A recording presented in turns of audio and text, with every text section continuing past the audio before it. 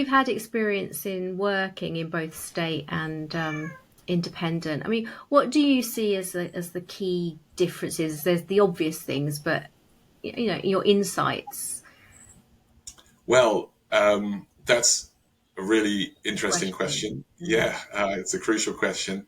I certainly think there are great people in all sectors, so there are good people doing good things.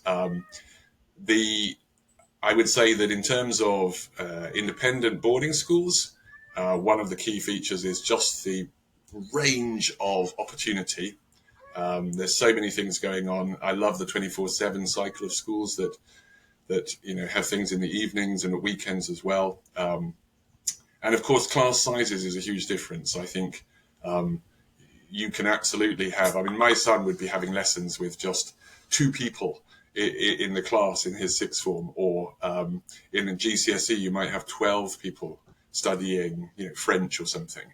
But when I was a teacher in the state sector, I had 34 people in my class. Yeah, I So think it's just a lot it's a big bigger, and difference. it's a big difference. Yeah. Yeah, someone was telling me that they had a class of 38 children, or that their child was in a class of 38 children. It was just crazy big. I didn't realize they were that big still.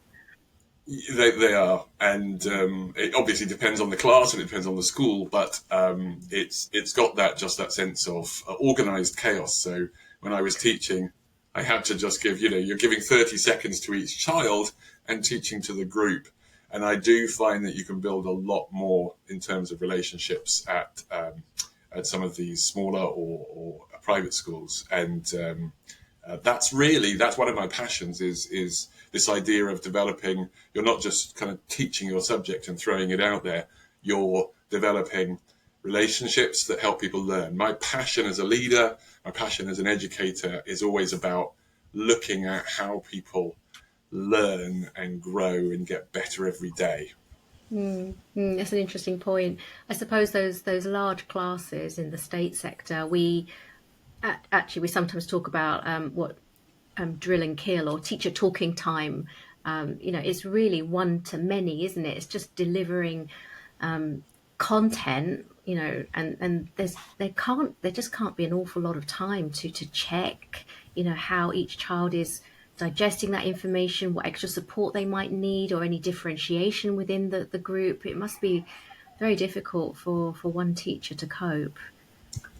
It's challenging, and I think it does rely on obviously the skill of the teacher. You're right; it's very challenging. It's also tremendously intense. That group will leave the room, and you normally have just 5 minutes before the next group arrives. And one of the funny things, when I was a French teacher by trade, that's what I did before I became a leader. And so you'd be teaching a young group of 11-year-olds and talking about basic vocabulary. This is a pen. And then moving on, the sixth form come in, and then you're discussing French literature. So the jump between, in just a few minutes between the different levels and standards is also very interesting.